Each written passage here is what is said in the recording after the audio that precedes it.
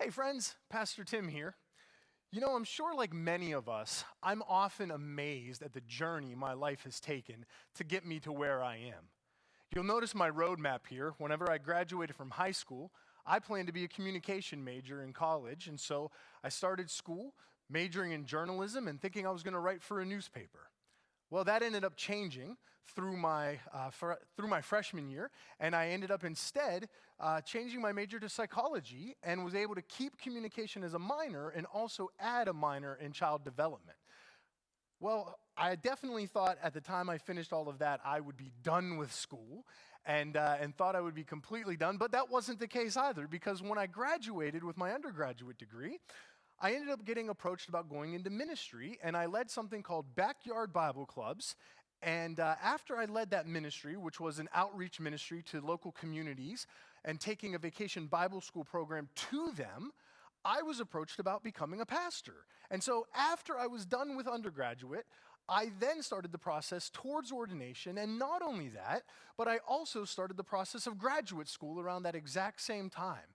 And so I was going through that whole process of ordination and graduate school, and while I was doing that, I was also serving as a youth pastor, which then turned into an associate pastor at a church, and then ultimately I ended up accepting a lead pastor position, which is where I'm currently serving at right now.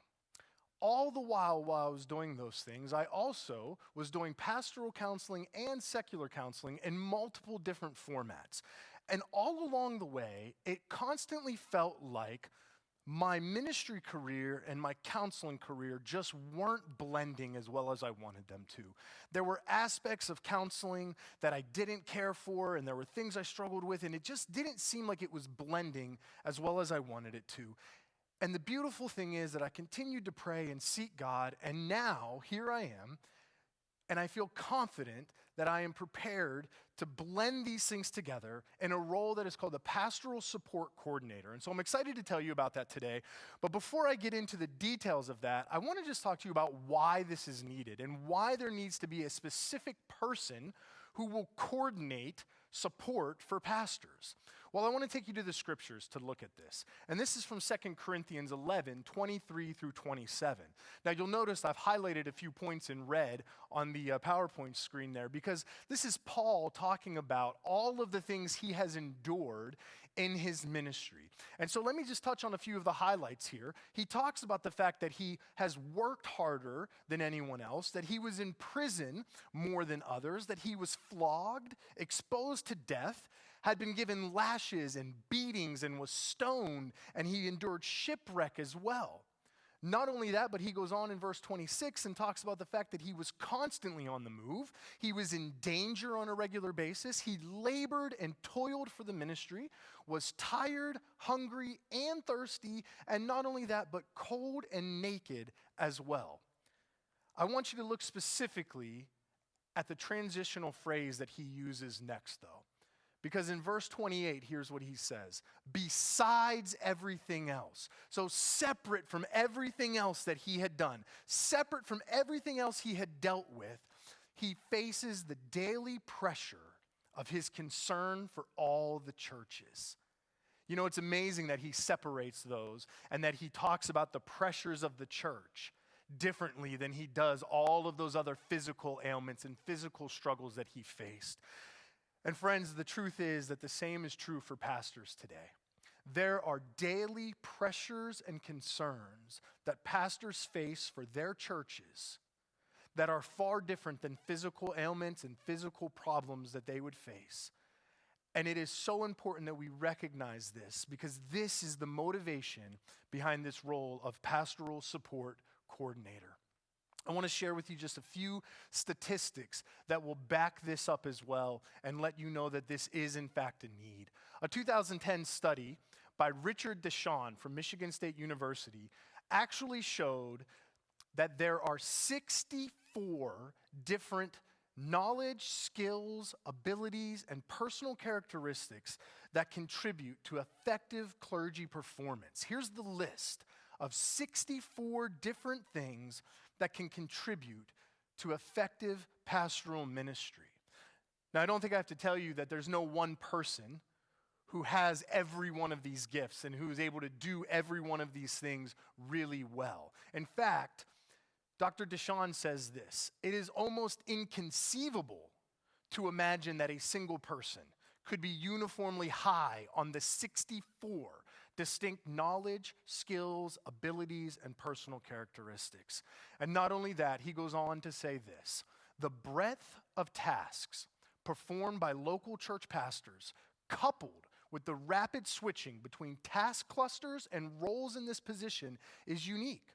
I have never, he says, encountered such a fast-paced job with such varied and impactful responsibilities. Being a pastor is truly unique.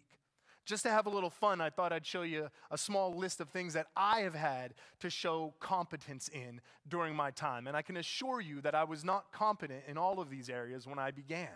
I've obviously been a preacher and teacher in my role as lead pastor, but I've also been a short-term daycare director, a worship leader, a real estate agent, the executor of a will, a power of attorney.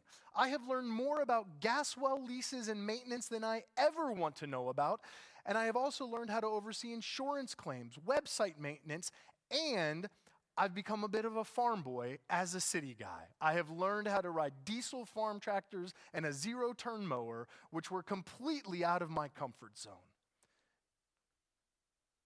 These are some statistics just recently from 2021 that have come out from the Barna Group, which is a renowned research group involving churches and Christianity. 46% of pastors under 45 years old are considering quitting full-time ministry. Guys, that's my age group. That hits so close to home. Almost half of pastors under 45 are considering quitting full-time ministry. And in 2021 alone, there was an increase of 9% among all pastors who were considering quitting full-time ministry, regardless of their age.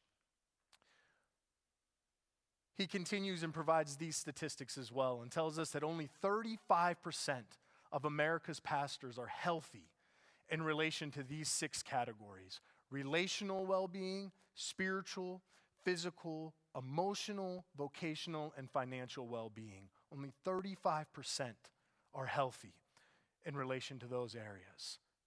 Flourishing in Ministry research says that half of all pastors are doing well in their daily living, but half find daily living challenging and are already dealing with burnout or are close to it.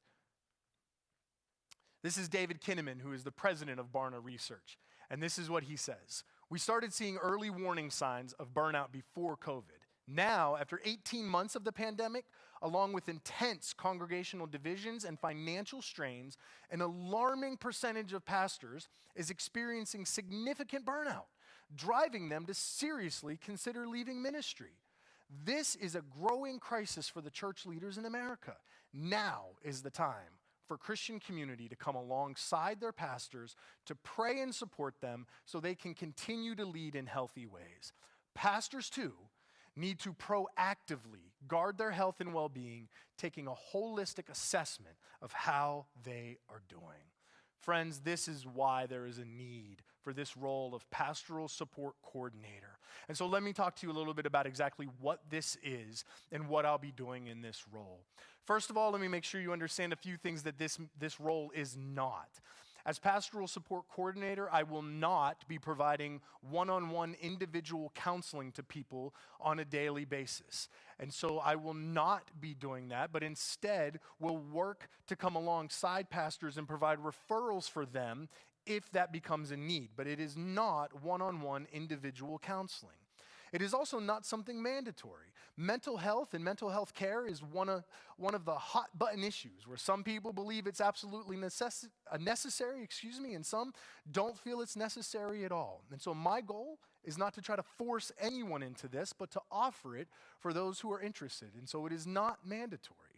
In addition to that, it is also not an attempt to increase apportionments. Now, if you don't know what that term means, very briefly, let me just tell you that the Free Methodist Church is a connectional church. And so each individual church belongs to a conference, which is typically set up in geographic regions. And that conference operates its own budget, and each local church provides money to the conference as a whole to support that budget. Well, it would be easy to think that maybe my salary might come from increasing apportionments, or that it might be a way to increase the money that churches have to pay, but I can tell you that it is not that at all. So what is it then? Well, here is the clinical definition. It is an effort to provide improved clinical and pastoral support and training by reforming our current model of pastoral care. But here's the definition I hope you walk out of here with. This is a pastor, that being me, I am a pastor providing proactive pastoral support for pastors and their families. I am a pastor providing proactive pastoral support for pastors and their families.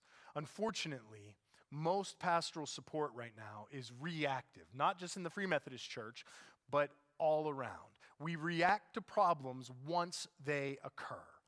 In fact, a 1999 study done by the United Methodist Church showed that most of what they had on file for pastors were reactive assessments from abnormal personality profiles. They didn't have anything on file to indicate what led to success. All they had on file was when there was a problem. And so at that point, they made a decision that they needed to make a change and become proactive in what they were doing. The study that I referenced earlier that pointed out the 64 different characteristics was a result of this initial study that the United Methodist Church did. They went from reactive to proactive. Now, 23 years later, I'm doing the same for the Free Methodist Church, and I'm excited to be able to do it. So here are the specifics of what I will be doing. Number one, I'm going to adapt our current pastoral support opportunities and create additional opportunities. A couple examples of what that might look like. Number one, I want to provide workshops to pastors to assist them in areas where they need help. More of our pastors and churches than you think struggle to have a live worship band on the stage on a Sunday morning. That's been a struggle that my own church has gone through. And so there are programs available that can allow these pastors to enhance the worship experience. And I've become familiar with them. And I will provide workshops to help in that area. I can provide workshops to help pastors as they work to transition a church from potentially an older, aging church to a church that can attract younger families and still remain relevant in their community. Not only that, but I will begin overseeing our pastoral support groups, which every pastor is expected to attend. And as I'm overseeing them, I will add in basic assessments to monitor anxiety and depression, so that if we have a pastor who is getting anxious or depressed or starting to feel that pressure mount, I can engage with them and help them before it becomes too problematic. And that ties right into point number two, where I will utilize creative, spirit-led opportunities to encourage pastors and their families. This will be ongoing through everything I do, and it truly will be spirit-led. It could look like sending a care package or a gift card or babysitting their children for them so that the pastor and their spouse can go out. It could be helping them arrange a trip so that they can get away for a little bit. I will be sensitive to the Spirit and do what the Spirit lays on my heart to do to encourage these pastors and their families. In addition to that, I want to assist the MEG board in pastoral transitions and support related issues. It is so important that churches and pastors are aligned well. And I want to help to make sure that that process is as effective as possible so that a pastor who has certain gifts can go to a church and operate in that church, and those gifts can complement one another. Not only that, we do not have a sabbatical procedure in place right now. And my goal is to immediately get a sabbatical procedure in place and have it approved so that pastors who have been in ministry for a long time can be refreshed and renewed in their ministry. I also want to provide training and support to local churches as well as it pertains to pastoral support and care. And that can look a multitude of different ways as well. But my goal would be to go into the local churches and teach their leaders and work with their leaders to enhance the way that they care for their pastor. I will also serve as a primary resource for pastoral counseling referrals, as I mentioned earlier. If someone is in need of a referral and they are in need of counseling, I have a significant amount of contacts that I can reach out to and make that referral for them so that they can then get the help that they need in the most appropriate way. Now, if you've heard all of this and you said, well, Tim, I don't even go to church. Why does this matter to me? You're sending this to me and I don't even have pastors involved in my life. Why does this matter? Well, let me point out two things to you. Number one, pastors who are better cared for can better care for other people, both inside and outside the church. Many pastors are passionate about doing funerals, and they can go in and minister to a family in need in that most difficult and desperate time. But if a pastor is overwhelmed and bogged down by so many other things and feels burned out already, then they aren't able to take advantage of those opportunities to support people within their community or within their families or extended families.